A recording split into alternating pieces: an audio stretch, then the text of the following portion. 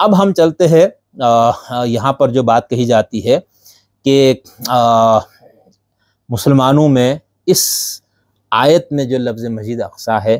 اس سے متعلق میں نے آپ سے کہا تھا کتنی رائے ہے، یعنی کیا آراء اس سے متعلق پائی جاتی ہے، ٹھیک ہے، یعنی کہ اس سے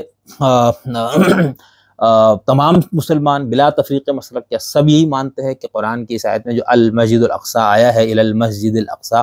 اس سے مراد یہی بیت المقدس ہے، اور جو آج کے دور میں آج کی تاریخ میں جو مسجد اقصی کے نام سے موجود ہے وہی ہے یا کچھ اور ہے، ٹھیک ہے۔ تو اس میں نے آپ کو بتایا تھا کہ جو شیعہ سنی اکثریت ہے، ٹھیک ہے، ان کا تو نقطہ نظر یہی ہے کہ بھئی قرآن مجید کی اس سورہ بنی اسرائیل کی پہلی آیت میں جو الی المسجد الاقصی کا جو لفظ آیا ہے اس سے مراد بیت المقدس ہے، ٹھیک ہے، بیت المقدس ہے، ٹھیک ہے۔ اس میں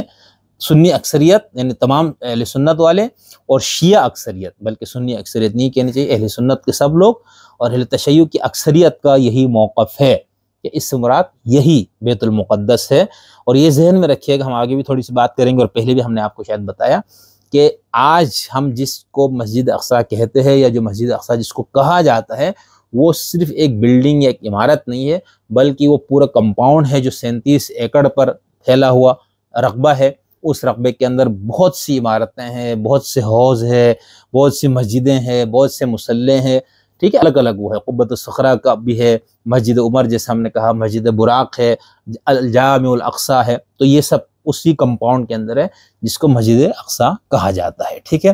اہل سنت یہاں تو متفق علیہ ہے کہ بیت المقدس اور مسجد اقصی ایک ہی ہے اور یہ دونوں فلسطین میں ہے، ٹھیک ہے۔ اچھا، اب اس کے لیے وہ مثال کے طور پر جب ہم یہ بات کرتے ہیں کہ اہل سنت کی اکثریت کے ہاں یہ نقطہ نظر پایا جاتا ہے تو اس سے تاثر تو یہی ابھرتا ہے کہ حضور کے دور میں باقاعدہ کو ایک بلڈنگ بھی موجود تھی، ایک عمارت بھی موجود تھی جس کو اقصی کی مسجد کہا گیا، ٹھیک ہے، جس کا نام رکھا گیا مسجد اقصی۔ آپ اس سے پہلے اس کو بیت المقدس کہیں اور پھر قرآن کی صحت کے اس کو مسجد اقصی کہیں، تاثر ایسا ہی ابھرتا ہے کہ جیسے وہاں پر باقاعدہ ایک بلڈنگ تھی۔ اور میں نے کئی لوگوں سے یہ بات پوچھی، تفسیروں کو کھنگالا سب، تو اس پہ لوگوں نے بحث نہیں کی ہوئی، اس کو انہوں نے ایسا لیا ہو جیسے کوئی عمارت تھی مسجد اقصی کے نام سے، تو اس کو ایسے ہی لیا گیا، ٹھیک ہے۔ کچھ جدید مفسرین نے اس پہ پھر بات کی ہے، وہ ہم آگے بتائیں گے۔ اسی طرح جو عام میرے طرح کے لوگ تھے ان سے بھی ہم نے جب بات کی تو تاثر یہی ابھرا یا یہی مجھے سمجھ میں آیا کہ ان کے ذہن میں مسجد اقصی کا تصور ہے، اس کی ایک تصویر یہی ہے۔ اس کی وجہ یہ ہے کہ جب ہم اہل سنت کے مصادر سے، خاص طور پر اہل تشیع کی ہاں بھی حدیثیں اس طرح سے آئیں گی جس کو ہم دیکھیں گے، اس کو ہم دیکھتے تو ہمیں ایسا ہی تاثر ملتا ہے کہ جیسے وہاں پر کوئی بلڈنگ، ایک عمارت کوئی موجود تھی مسجد اقصی کے نام سے۔ میں پھر بتا رہا ہوں کہ مسجد اقصی جس کو کہا جاتا ہے وہ پورا اس ایریا کو کہا جاتا ہے جس میں کئی مسجدیں ہیں، کئی عمارتیں ہیں، ٹھیک ہے۔ اس دور میں جب پیغمبر کے دور میں یہ واقع ہوا، اگر آپ معراج پہ جاتے ہوئے مسجد اقصی گئے تھے تو وہاں پر کیا مراد ہے، وہاں کوئی بلڈنگ تھی یا وہ ایک خالی پلاٹ ہے، ٹھیک ہے، یا وہاں پر کوئی مندر، اپنا عیسائیوں نے کوئی چرچ بنایا ہوا تھا، ٹھیک ہے، یا کوئی اور چیز تھی، ٹھیک ہے۔ قبۃ الصخرہ پہ ہم تھوڑی بات کریں گے۔ تو اس کے حوالے سے ہمیں جو تاثر ابھرتا وہ یہ، اس کی ایک وجہ یہ ہے کہ جب پیغمبر نے معراج کے بعد وہ واپس آئے ہیں تو اس کے کچھ روایتوں میں یہ آتے ہیں کہ حضور نے یہ کہا، لوگوں کو بتایا کہ بھئی میں اس طرح سے میرے ساتھ ہوا، میں راتوں رات مسجد سے وہاں پر جا کے وہاں سے واپس آیا ہوں۔ تو کہتے ہیں کہ پھر جب لوگوں نے مجھ سے سوالات کیے تو میں ایک دم پریشان ہوا، یعنی لوگوں نے یہ سوالات کیے وہ مسجد اقصی جہاں آپ گئے وہ کیسی مسجد تھی، یا بیت المقدس، ٹھیک ہے۔ اب اس میں بھی مسئلہ ہے کہ معراج والی روایتوں میں جہاں پر اسراء کا یا معراج کا ذکر ہے وہاں پر زیادہ تر لفظ بیت المقدس استعمال ہوا ہے، کیا مسجد اقصی کا لفظ بھی استعمال ہوا ہے، یہ بھی مسئلہ ہے۔ پھر مسجد اقصی کی جو اصطلاح، یعنی یہ جو لفظ ہے، یہ جو نام ہے، یہ بھی پیغمبر سے ہی مختلف اور حوالوں سے بھی یہ نام ملتا ہے۔ خیر، تو اس کے اندر وہ کہتے ہیں کہ حضرت جابر عبداللہ، یہ صحیح مسلم کی روایت ہے، اس میں عبداللہ بن جابر عبداللہ کہتے ہیں کہ رسول اللہ صلی اللہ علیہ وسلم نے فرمایا کہ جب قریش نے مجھے لما کذبتنی قریش قمت فی الحجر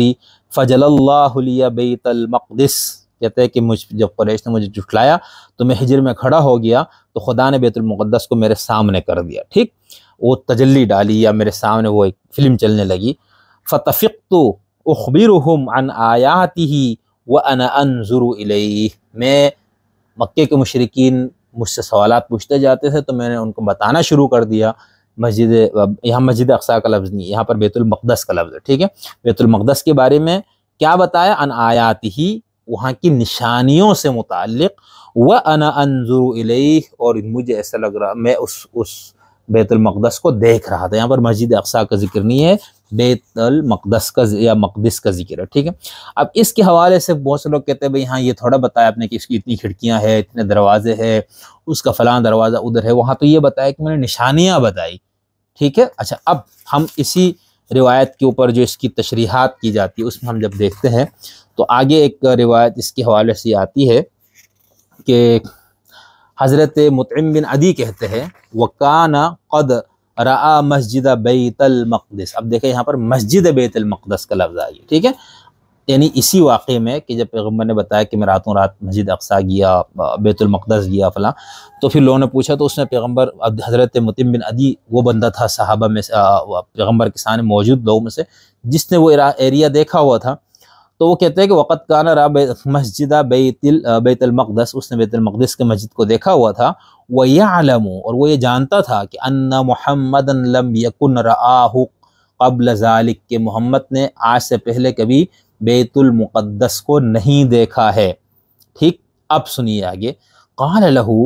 اس نے پوچھا حضرت مطعم بن عدی نے، هل تستطيع ان تصف لنا المسجد، کیا آپ اس مسجد سے متعلق ہمیں کچھ بتا سکتے ہیں؟ اب یہاں مسجد کا لفظ آ گیا، ٹھیک ہے، مسجد بیت المقدس جو ہم نے اوپر بیان کی، کیا آپ ہمیں مسجد کی صفات سے متعلق بتا سکتے ہیں؟ فَاتَّفِقَ يُخْبِرُهُمْ عَنْ أَوْصَافِهِ، تو آپ نے اس مسجد بیت المقدس کے اوصاف کو بیان کرنا شروع کیا۔ قالوا، انہوں نے کہا کم لہو من بابن، اس کے کتنے دروازے ہیں؟ وَلَمْ يَكُنْ قَدْ عَدَّاهَا، صلی اللہ علیہ وسلم، ظاہر سی بات ہے ادھر مختصر ٹائم کے لیے آپ گئے تو وہاں پر آپ نے دروازے تو نہیں گنے تھے، تو وہ پھر آگے ہے کہ رسول صلی اللہ علیہ وسلم نے فرمایا فَقُرِبْتُ قُرْبًا لَمْ أَقْرُبْ مِثْلَهُ قَطْ، میں اس حد تک پریشان ہوا کہ ایسی پریشانی مجھے پہلے کبھی لاحق نہیں ہوئی تھی۔ پھر یہ ہے کہ فَرَفَعَ اللَّهُ لَهُ بَيْتَ الْمَقْدَسِ، خدا نے بیت المقدس کو آپ کے سامنے کر دیا، فَجَعَلَ يَنْظُرُ إِلَيْهِ وَيُخْبِرُهُمْ، آپ نے اس طرف دیکھنا شروع کیا اور ان کو بتانا شروع کر دیا۔ قال، آپ نے کہا ما يسألنی عن شيء الا نبأتهم به، مجھ سے یہ لوگ کوئی بھی سوال کسی بھی حوالے سے نہیں کرتے تھے مگر میں ان کو اس کا جواب دیتا تھا۔ تو اس روایت سے تو باقاعدہ واضح نظر آتا ہے کہ باقاعدہ یہ تصور تھا، وہاں پر بلڈنگ تھی، مسجد تھی، ٹھیک ہے۔ اب اس کو آپ جس طرح سے بھی لے کہ بھئی یہ تم راوی کے بیان ہے اور فلانا ہے، ایک تو یہ چیز کہ اہل سنت کے جمہور تمام کے ہاں یہ جو تصور پایا جاتا ہے، عوام کے ہاں بھی، علماء کے ہاں بھی، کہ مسجد اقصیٰ پیغمبر کے دور میں باقاعدہ ایک بلڈنگ تھی، ایک عمارت تھی، ایک مسجد تھی جہاں پر حضور صلی اللہ علیہ وسلم کو لے جایا گیا، ٹھیک ہے۔ اچھا، اب قدیم جدید مفسرین میں سے ابن عاشور مرحوم کی تفسیر ہے التحریر والتنویر، اس کے اندر ہم دیکھتے تو وہ ان کا موقف ذرا اس سے مختلف ہے، ٹھیک ہے۔ اسی طرح اب ہم ڈاکٹر عمر خان ناصر صاحب کا موقف دیکھتے، وہ بھی ذرا اس سے ہٹ کے ہے کہ ایسا نہیں تھا، وہاں پر کوئی بلڈنگ تھی، کوئی عمارت تھی۔ میرا خیال سے غالباً یہی نقطہ نظر جاوید غامدی اور ان سب کا بھی ہے کہ بھئی وہ عمارت کوئی بلڈنگ مسجد کی نہیں تھی، وہ معبد تھا، وہ عبادت کی جگہ تھی، اس لیے اس کو مسجد اقصیٰ کہا گیا۔ اب ہم اچھا یہی موقف شیعہ اکثریت کا بھی ہے، ٹھیک ہے۔ اب ہم اگلی ویڈیو میں ہم آپ کو یہ بتائیں گے کہ بھئی جو شیعوں میں دوسرے دو موقف ہے وہ کیا ہے، اور اس کے حوالے سے ان کے ہاں کیا دلائل ہیں، اور ان دو موقف